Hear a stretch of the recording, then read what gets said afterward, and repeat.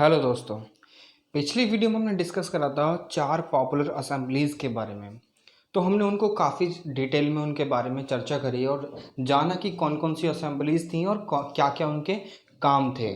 ठीक है, तो आज इस वीडियो में हम बात करने वाले हैं कि इकोनॉमिक कंडीशंस जो थी अर्ली वैदिक पीरियड में वो किस प्रकार की थी और इकोनॉमिक लाइफ कैसे थी, हम कह सकते हैं। ठीक है, कि वो किस प्रकार की थी और उनका जो आर्यंस थे, यानी अब अर्ली वैदिक पीरियड में जितने भी लोग रह रहे थे, जितने भी पीपल वहाँ पर रह रहे थे, तो उनका बेसिक ऑक्यूपेशन क्या था, क्या करते थे वो, क्या नहीं करते थे।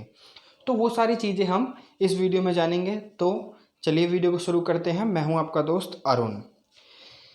तो पहले मैं आपसे एक चीज़ डिस्कस करने वाला हूँ कि देखिए, चैनल को ज़रूर सब्सक्राइब कीजिए। आप चैनल सब्सक्राइब नहीं करते हैं, ठीक है, और वीडियो को लास्ट तक देखिए क्योंकि एक पूरी सीरीज़ होने वाली है पूरी हिस्ट्री ऑप्शनल की। मे बी कि इस हफ्ते में पूरा हिस्ट्री ऑप्शनल कवर हो जाए, मतलब पूरा हिस्ट्री ऑप्शनल नहीं, अर्ली वैदिक पीरियड कवर हो जाए। जल्द ही लेटर वैदिक पीरियड हम स्टार्ट करेंगे। तो फॉलो कीजिए चैनल को और वीडियो को देखिए पूरे लास्ट तक। तो चलिए शुरू करते हैं।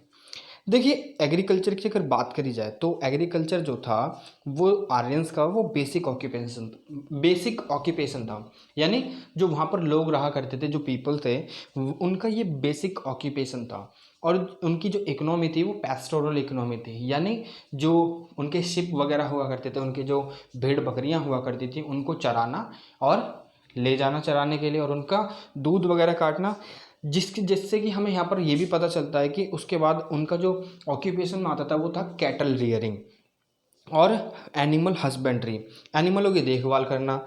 तो इसका मतलब ये सारी चीज़ें उन चीज़ों में इंक्लूड थी उनके ऑक्यूपेशन में। ठीक है, अब जो एग्रीकल्चर की जो टर्म यूज़ होती है वो कृषि, हम कृषि बोलते हैं इंग्लिश में। तो यहाँ पर जो कृषि एक टर्म है जिसको एग्रीकल्चर को दर्शाया गया है जिस टर्म से। ठीक है, और यहाँ पर जो कल्टीवेबल लैंड है उसे कहा गया है क्षेत्र।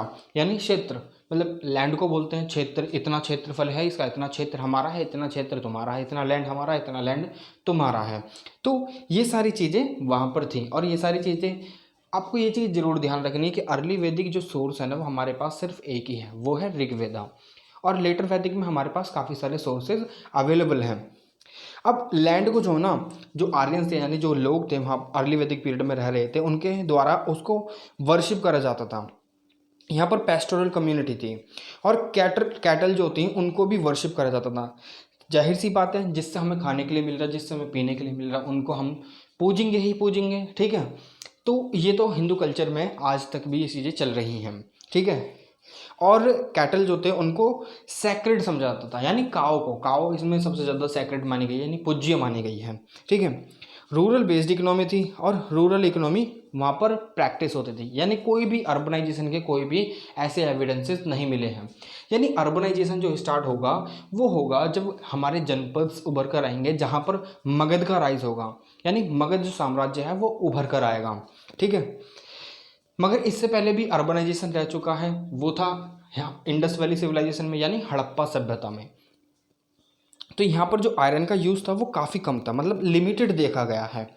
और जो वुड और आयरन के जो हल थे ना वो भी यहाँ पर पाए गए, उनके अवशेष वगैरह भी पाए गए हैं। तो हमें पता चलता है कि जो आर्यंस थे वो वुडन और आयरन के जो हल हुआ करते थे, यानी जो प्लाउशेयर हुआ करते थे, उनका यूज़ करा करते थे।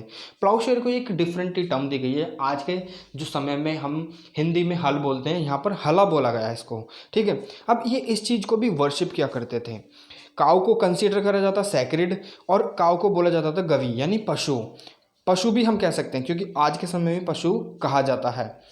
पशु वो मतलब एनिमल होते हैं जो दूध वगैरह देते हैं, और पशु पक्षी वगैरह हम कॉलोquially यूज़ करते हैं ना।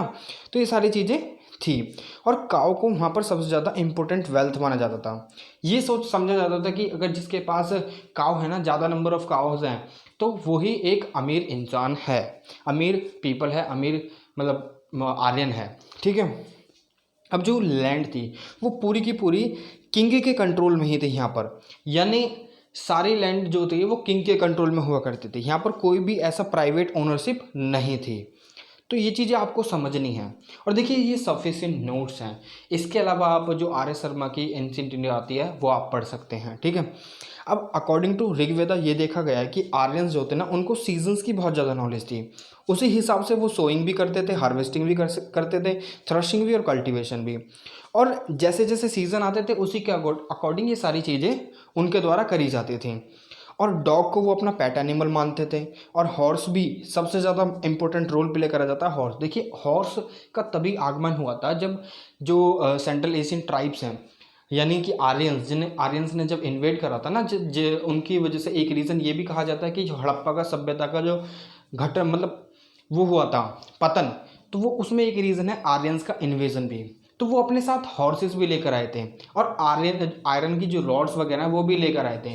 मगर आयरन का कहीं ना कहीं यूज़ जो था वो अभी भी लिमिटेड था, जो कि लेटर वैदिक पीरियड में हम इसके जो यूज़ का इमरजेंस यानी एवोल्यूशन होगा तो वो सारी चीज़ें हम लेटर वैदिक पीरियड में पढ़ेंगे।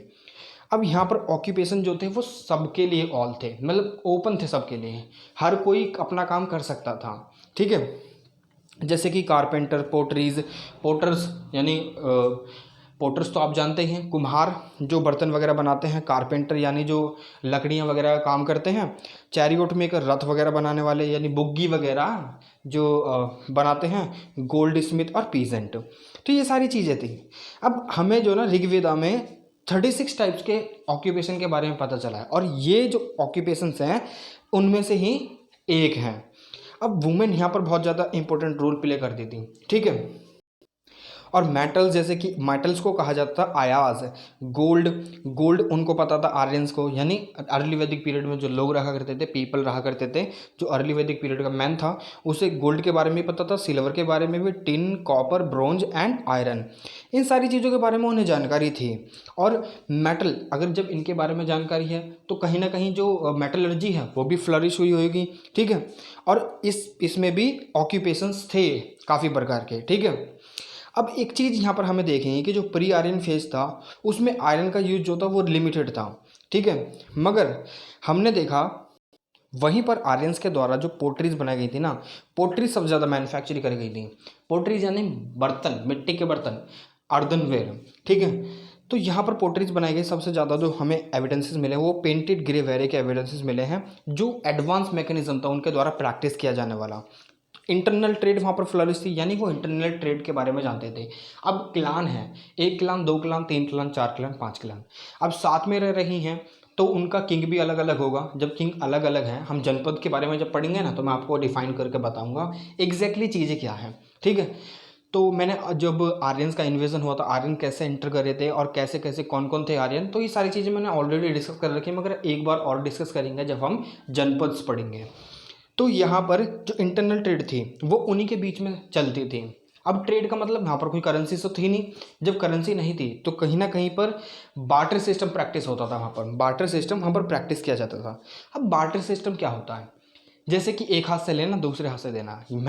मेरे पास गेहूँ ज़्यादा है और आपके पास चावल ज़्यादा है, तो आपने मुझे चावल दिए, मैंने आपको गेहूँ दिए, तो इसका मतलब हो गया बार्टर सिस्टम, चीज़ के बदले चीज़ देना। तो इसे बोलते हैं बार्टर सिस्टम। और एक्सटर्नल ट्रेड प्रैक्टिस नहीं करी जाती, मगर हड़प्पन्स के टाइम पर हड़प्पन्स के द्वारा जो मेसोपोटामियंस और जो इजिप्शियन थे उनके साथ जो एक्सटर्नल ट्रेड थी वो प्रैक्टिस करी जाती थी। हमें काफ़ी सारे एविडेंसेस भी मिलते हैं इसके रिगार्डिंग, वो हम जब हड़प्पा सभ्यता पढ़ेंगे डिटेल में तो हम उसके बारे में भी डिस्कस करेंगे, ठीक है। अब इंटरनल नेविगेशन प्रैक्टिस करा जाता था, क्योंकि इंटरनल नेविगेशन मतलब नदी से जाया जाना एक क्लान से दूसरी क्लान में, कुछ कमी हो रही है रिसोर्सेज की तो एक दूसरे से मिलकर आपस में फुलफिल कर लेना। बोट्स वगैरह, रोज वगैरह उनको पता थी उनका यूज़ कैसे करना है। और ऋग्वेद से हमें ये भी पता चलता है कि जो लैंड और रिवर के रूट्स है ना वो फ्रिक्वेंटली आर्यंस के द्वारा यूज़ करे जाते थे और उनको काफ़ी ज़्यादा जानकारी थी इन सारी चीज़ों के बारे में, ठीक है। अब पीपल जो थे अब जब इतनी सारी चीज़ें हो रही हैं तो ऑब्वियसली जब लॉयल्टी दिखाएंगे किंग की तरफ, यानी जो क्लान का हेड होगा उसकी तरफ लॉयल्टी दिखाएंगे, तो जो वॉलंटरी ट्रिब्यूट था, हमने पिछली असेंबलीज में जब 4 असेंबली डिस्कस करी तो हमने वॉलंटरी ट्रिब्यूट के बारे में भी पढ़ा, जिसे बाली कहा जाता था। वो वॉलंटरी ट्रिब्यूट होता था पीपल के द्वारा किंग के लिए, ठीक है, राजन के लिए। तो बाली कहा जाता था उसे। तो एक वॉलंटरी गिफ्ट भी दिया जाता था पीपल के द्वारा। अगर और मगर इसे कलेक्ट कौन करता था? विधाता। विधाता में जो ग्रामानी यानी हेड ऑफ द विधाता, जो असेंबली हुआ करती थी, विलेज असेंबली हुआ करती थी, उसका हेड इस चीज़ को कलेक्ट करा करता था। और पीपल बहुत ही ज़्यादा लॉयल थे अपने किंग की तरफ। ये चीज़ें थी इकोनॉमिक लाइफ। अब हमने इस वीडियो में अच्छे तरीके से पढ़ लिया कि इकोनॉमिक लाइफ कैसी थी अर्ली वैदिक पीरियड में, ठीक है। और अब बात करते हैं कॉन्क्लूजन की। कॉन्क्लूजन में यही कि जो इकोनॉमी थी वहाँ पर वो सब्सिस्टेंस फार्मिंग थी और सेल्फ सफिशिएंट थी, मतलब अपनी खुद की सेल्फ सफिशिएंसी को बरकरार रखा गया था। और फार्मिंग की प्रैक्टिस होती थी, कैटल रियरिंग भी थी क्योंकि पैस्टोरल और रूरल बेस्ड इकोनॉमी थी। तो ये सारी चीज़ें हुआ करती थी। और आपको अगर मेरी वीडियो पसंद आती है then do like my video, hit the like button, subscribe the channel. Subscribe जरूर कीजिए यार, आप जो ना बिगर सब्सक्राइब करे चले जाते हो। और वीडियो हमेशा एंड तक देखा कीजिए और कमेंट कीजिए। अगर आपको कोई एक स्पेसिफिक टॉपिक चाहिए जिस पे आपको चीज़ें समझ में नहीं आ रही हैं, आप मुझे बता दीजिए, मैं एक टॉपिक के ऊपर वीडियो बना दूंगा जिससे आपको जो कॉन्सेप्चुअल क्लैरिटी है वो ज़्यादा हो जाएगी, ठीक है। तो thank you for watching my video. आपसे फिर मुलाकात होगी एक और नई वीडियो में एक और नई इन्फॉर्मेशन के साथ। तब तक के लिए जय हिंद।